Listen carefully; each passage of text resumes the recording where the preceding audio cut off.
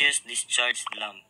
This is very economical to use, but for industrial security, it is not acceptable due to long time and the lightning in case it is turned off by accident or by low voltage or brownout.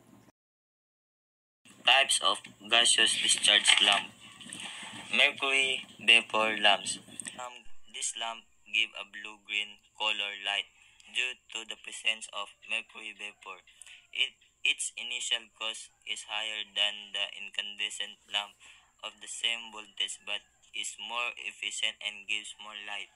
This is widely used to interior and exterior lighting. These lamps emit a very bright white light and snap on almost as rapidly as the incandescent lamp. They are frequently used at very high voltage and they are excellent for use along the perimeter and in troublesome areas. Floodlights. They are wide beam units primarily used to extend the illumination and longer horizontal strips to protect the approaches to the perimeter barrier. Street lights. These produce diffuse rather than directional beam. They are widely used in parking areas. General types of lighting.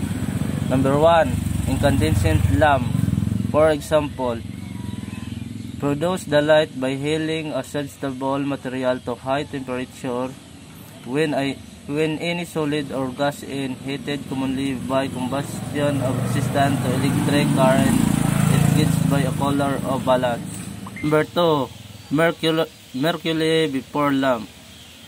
For example, high-pressure mercury vapor lamps are commonly used for general lighting purposes that emit primarily in the blue and green.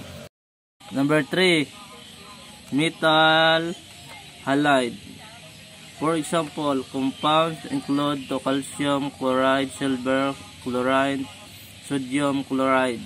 Fluorescence ay ang paglabas ng liwanag ng isang sangkap na sumisipsip ng liwanag o iba pang electromagnetic radiation.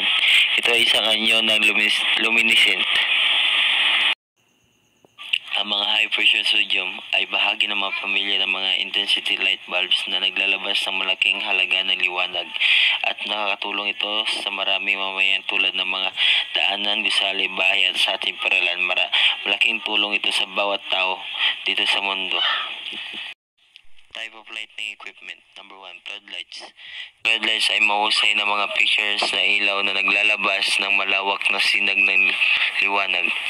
Ang mga floodlights ay ginagamit din sa mga bahain na lugar dahil sa ilaw na to ay isang malaking tulong sa mga nasalanta ng baha. Ang street light, ito ay ang mga ilaw sa kalye. Ito ay nakakatulong sa mga pulis sa pagsugpo sa mga kriminal. Dahil kung wala ang mga street light or ang mga ilaw sa kalye, may posibilidad na mahihirapan ang mga pulis sa paghuli sa mga kriminal dahil madilim ang kalye. Searchlight. Kung sa Tagalog ay ilaw sa paghahanap, ang searchlight ay nakatutok sa maliwanag na lampara o sa atin ito ay flashlight. At dinisenyo upang matukoy ang mga potensyal na lugar na may problema. Flashing light is kumbaga ito yung pinaka malapan na sinag na manbigay sa paligid. Is used to extend the malaking ilaw na protected sa buong paligid na may malapit na 180 degree hanggang 15 to 30 degree na liwanag. Areas to be lighted. Perimeter fence is nag-serve as a boundary sa ato na bahay ba or establishment pa siya na small establishment. Kaya ang example sa perimeter fence is welded wire mesh, chain link, rolled mesh fencing, and metal railings. Ang building perimeter ay ito ang kabuuang sukat sa paligid ng isang gusali o malapit sa ground floor. Perimeter ng building ay nangahulugang ang kabuuang haba ng panlabas na pader para sa anuman at lahat na mga gusaling nilayon para sa pagtira ng tao. Pedestrian gate ay nagbibigay ng malakas na ilaw dahil sa haba nitong mamigit kumulang 25 talampakan sa bawat magkabilang gilid ng gate At kung ikumpara mo ito sa gate ng sasakyan, vehicular gate, ito ay mahigpit na binabantayan ng mga security guard at nag-inspection. For example, katulad sa mall, hindi mo mailalabas sa iyong sasakyan dahil sa mahigpit na seguridad. Parking area. Kumbaga, yung parking area po, ma'am, ito po yung mga nakikita natin sa mga buildings like mall, lodge, at saka mga hotel po. Thoroughfare. Pag sinabing thoroughfare, ito yung mga daanan, no? Na like pedestrian, ganon. And then, pag sinabing forklift, ito yung mga truck na mga nagkakarga ng mga vehicle, no? Storage, large, open, working area.